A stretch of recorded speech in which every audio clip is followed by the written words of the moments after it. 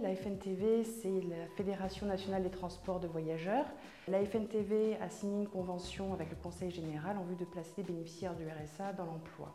Le bénéficiaire du RSA m'est envoyé par un accompagnateur à l'emploi, souvent pour que je valide son projet, que je vois s'il a le profil pour suivre la formation et pour travailler dans les métiers de la conduite.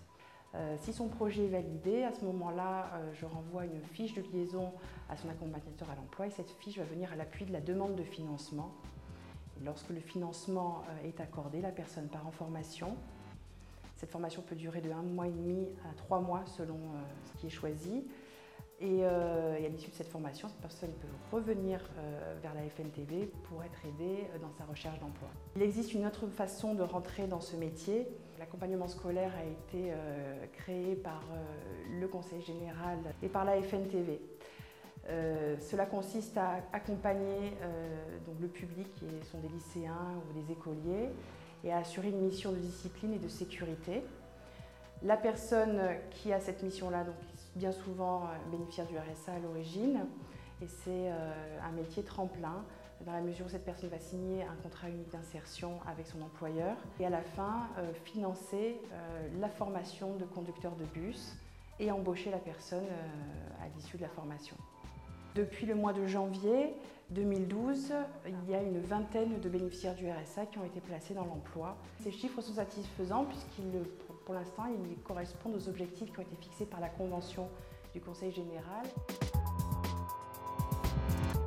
Aujourd'hui, on est quand même dans une phase de développement des transports collectifs et je pense que les entreprises doivent avoir plusieurs axes de réflexion en matière d'embauche. Il y a effectivement l'embauche des jeunes parce que c'est important à travers des formations diplômantes, mais je pense que dans le milieu des personnes en difficulté RSA ou RMI, on peut également trouver des personnes compétentes, et ce qui permet à la fois aussi que les entreprises s'investissent citoyennement dans cette problématique des personnes en difficulté. Mais si on a une réussite, c'est une personne qui sort du RSA, et pour nous c'est une victoire.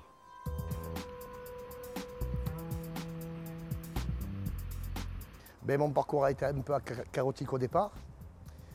J'étais recherche d'emploi depuis 2006.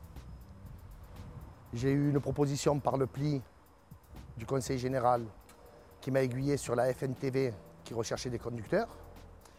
J'ai passé des tests psychotechniques à la FTI Team au boulevard Henri Barnier et j'ai eu la chance de tomber sur la table de M. Mattei, directeur d'exploitation des établissements Sabardu, qui m'a fait une proposition. En fait, il m'a donné ma chance.